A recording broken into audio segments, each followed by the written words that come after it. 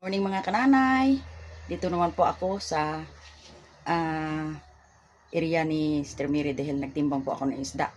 Dahil si Jen po hindi pwede makabinta dahil siya po ay kasalukuyan nagagawa ng bibingka para itinda uli. Kaya ako muna po ang magbinta ng kanyang isda. Po yung kanyang isda na ibibinta niya sana pero ako na lang magbinta ito po sa maral na malalaki. Yan. At saka po ito ay gita. Pag-ibo po na ito ng mga ilang kuha na tamtaman ang laki ng isda. Ayan po. At ibinta ko na po. Yan. Kananay. Mamaya makita nyo po kung magkano lahat ang nabintahan ko. Okay, dito na po ako mga kananay sa area ni Jen. Tuwang-tuwa pa ako dahil yung aking paninda ay naubos. Ang aking dala palang isda ay 4 kilos, pati pugita 4 kilos and a half grams. Ngayon po ay nagkapira kami ng oh may ninoy pa oh. Yan, ang pira na nabinta ni Jen. Isang 500 at tatlong tig 150. Nagkahalaga po ang isda at pira ng isda at pagitan ng 850 sa 4 kilos and a half. Oh, alam na ninyo kung magkano. Yan, ito, maraming salamat mga kananay at ngayon po ulit ay magkatinda ulit ako ng bibingka ni Jen. Yan, masaya. Masaya si kananay dahil kahawak na parati ng pira. Binta na lang ng binta. Oh, binta na lang ng binta. Bilang na lang ng bilang ng grasya. Okay. Oh, Jen. Ito po mga kananay oh. Yan po mga kananay ang bibingka ni Jen. Yan. Busy naman sa Busy sa paggawa ng bibingka. Ayan. Kananay, dalhin ko po sa aking kaibigan. Magbili daw sila ng bibingka. Ayan. Yun. Rest ang bibingka, 5 piraso. Ako nanay, lako na ako. Ayun. Good day mga mga kananay. Ako yung inamaos. Siguro nang hindi ko alam kung ba't tumakas ako. Dami siguro mga trabaho. Ngayon po mga kananay ay magkakuha ako ng langka. Ito.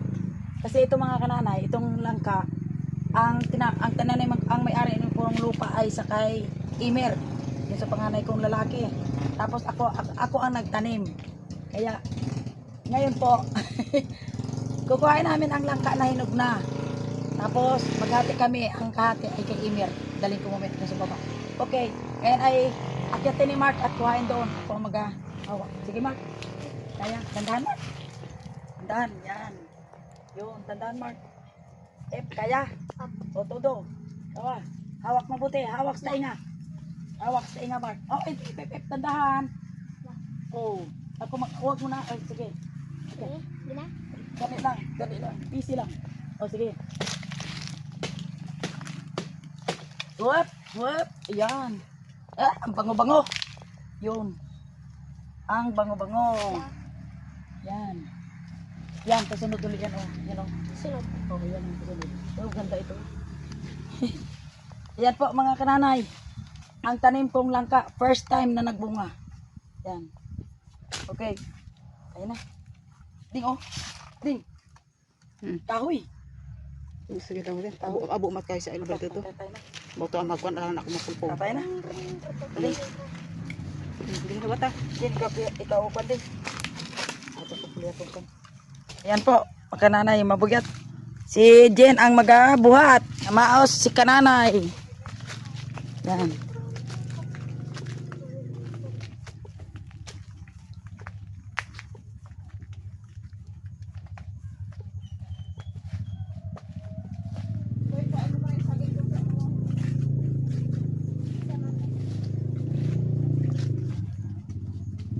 Be akin ang kwan, ang gulok. Okay, larga na. Ha? Dahon? Okay.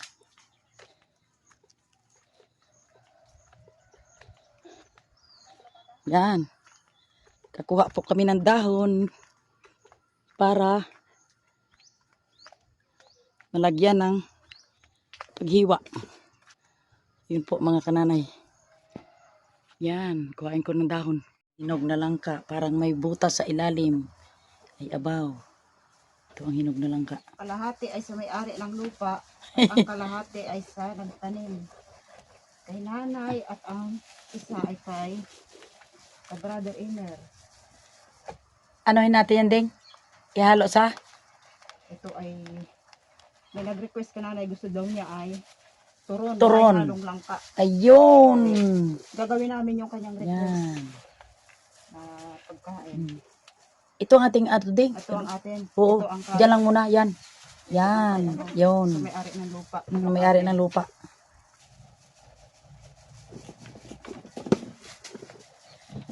Alam mo kananay, pag ikaw ang nagtanim, tapos hindi yung lupa, ay kailangan may hati ang lupa, kahit anak mo.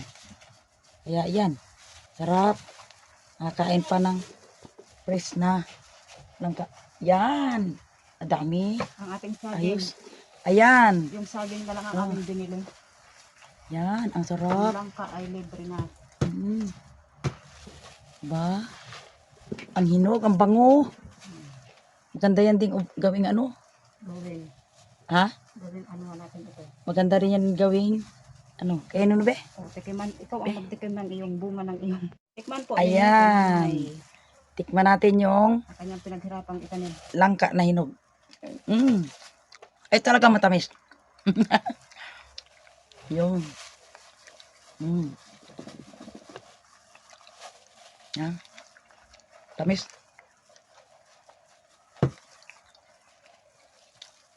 Maganda yan sa bilo-bilo ding. Maganda yan sa bilo-bilo. Kamerahan mo yun. Hmm? Kamerahan. Sarap na naman ang sibog nito sa langka. Ha?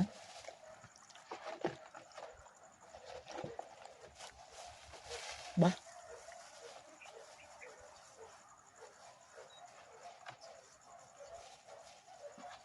Pwede pa pala yan bukas, no? Di pa ganong kan gino. Hindi ko masyado yung kamera. Hmm. Pwede pa eh. Pero maganda yan kan din. Bilo-bilo ko kita. Bilo-bilo. Hmm. Isang content daday di ay. Ha? Pagkasama mo bala. Ay. Sari-saring maluto at bilo-bilo. Tapos Mm. maturon ka yan. Yun, Tapos ang pamagat may sari-saring lunto sa langka. yun. Pwede. Ayos ta na eh. Oo, simblang dado. Hmm.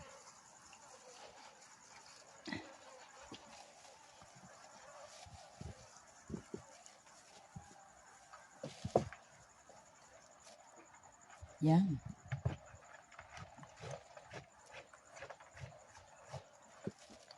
Mas jeng. Tamis.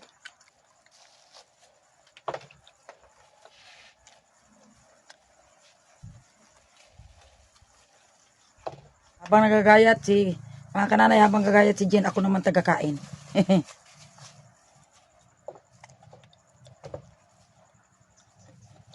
May paano ang buto? Yun, may Sabihin ano mo na. pala, tandaan siya ay sobrang Mm. magulang na talaga.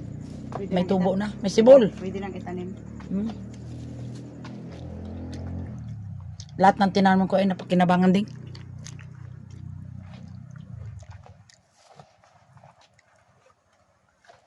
Hmm.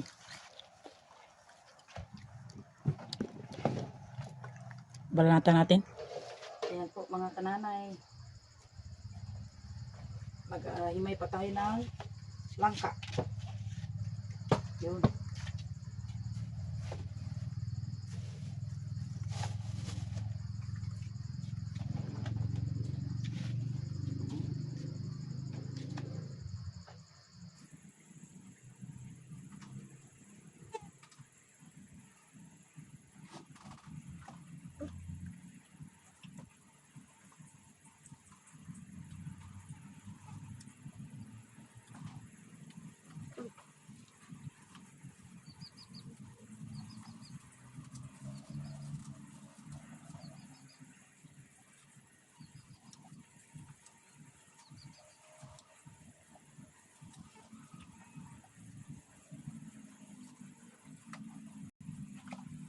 Yan po mga kananay oh.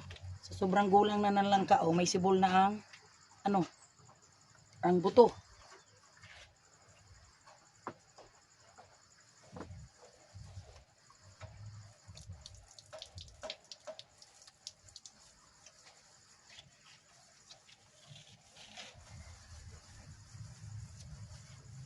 Ayan po mga kananay, gagawa na po ng merinda si Jean. Merinda namin at ibinta pang iba. Yan.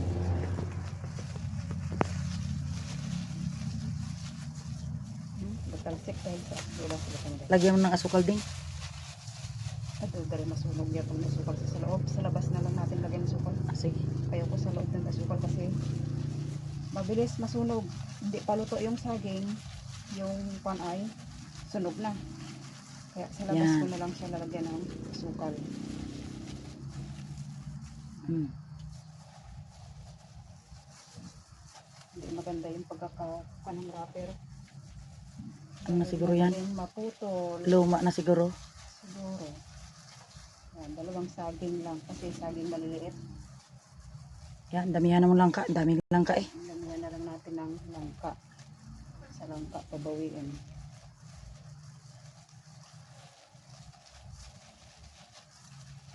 Medyo malaki-laki. Ano na tubig? Ano yan tubig o hindi? Mamaya pa na sabay-sabay na i-fold. Ayan po mga kananay yung aming gagawing turon. Yan. Sasalang na ako. Okay. Ayan po mga kananay ang tuto ni Jean. Ayan. Ayan po. Basta tsaka kanin, top notcher si Jean. Hindi naman top-notcher. Nakakahiya. Okay. Medyo alam-alam lang konti. Hindi naman top-notcher. Ayan. Ito mga kananay, merienda na po kami. Okay. Yan. Another na lang yung pagtitinda ko. Okay po. Mga kananay, kami po yung nakaluto na ng merinda at dala pang tinda. Yun. Ito ang aming merinda, yung iba talaga mga kananay pag ang nanay ay sanay magluto ng mga kakanin. Gusto lang kung anong lutuin. Basta may lutuin lang po. May lutuan lang. Luluto daw siya. Luluto ako.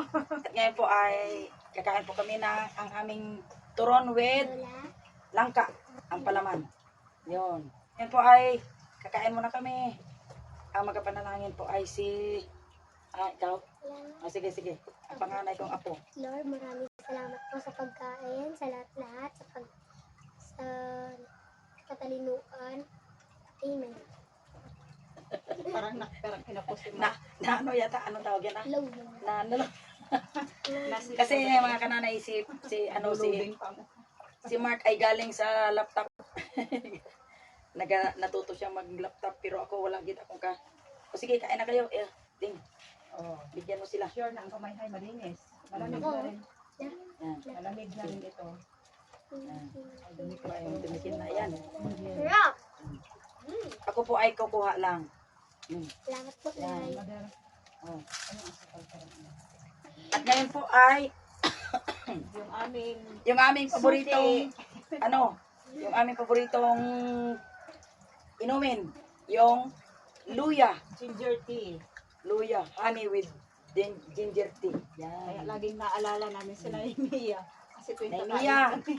Tuwing Tuwing kakain. Ang kape at ito ang pinadala mo. Maraming salamat po. Ako'y namaos na. Ayan na.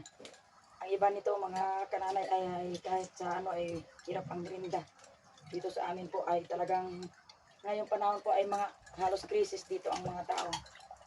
Pero salamat sa Diyos at kami po ay nakakain.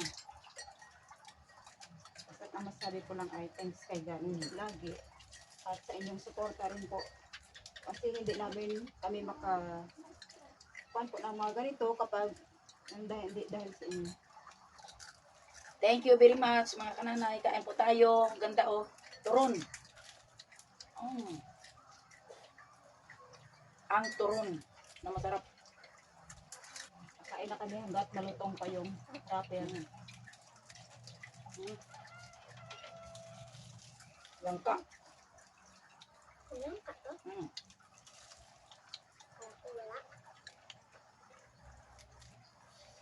Oh, Mga kananay, sino po dyan ang paborito sa turon? Kain po tayo. Hindi ko po masyadong dinamihan yung sugar mga kananay. Uy! Huwag kayong dumaan dyan mga iya. Bakit pa saan kayo? Paalay kasi yan, paalay. Paalay. Bawal daw daanan sa gitna. Sarap. Sarap.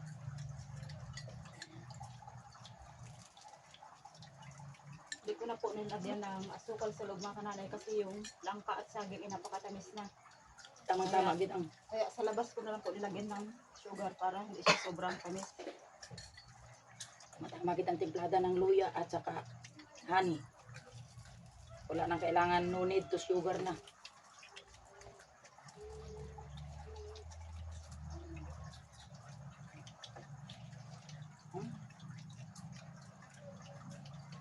No sugar only. No sugar, no added sugar only. Because timplada na po.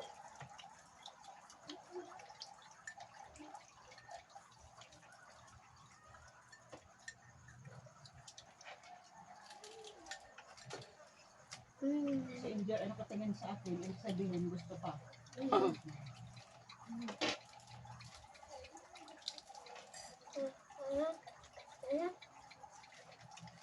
Si Mark, Salamat nanay. gusto ng mga bata ay merienda, mahina silang kumain ng kanin.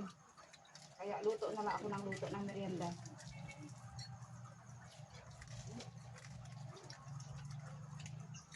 Nakaisa pala ako. Mainit-init ang ano. Kaisa pa lang daw si Ted, sabihin, padagdag pa.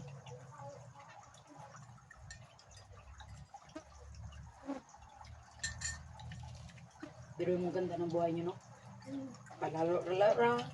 Tapos, anyayanin na kumain, merinda. Laro lang po yung mga bata, tapos tawagin ko sila, kakain na, merienda na. Nakabawi naman sila sa hirap ng buhay natin noon. Walang merienda. Ano, pag merinda kahit tanghalian, kulang pa.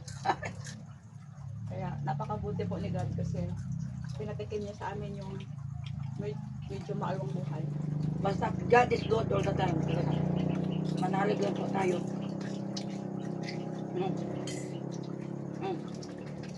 Okay. Nipit. Okay, wait.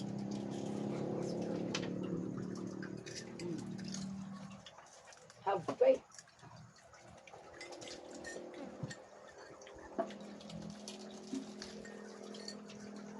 Ito din ang ganda pagkaluto mo. Brown crispy sa may konting asukal.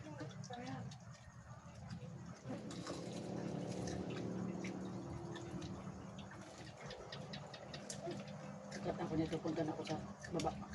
Hindi ko nag-apply. Ayoko na. Mamaya pang gutong-gutong ulam na lang. Nagluto ko. Mm. Balik ko na karoon ba yung pagkakas. Pwede ko ba? Alternate at malunggay. Tama na. Tama. That's enough. Siya pa. Tama.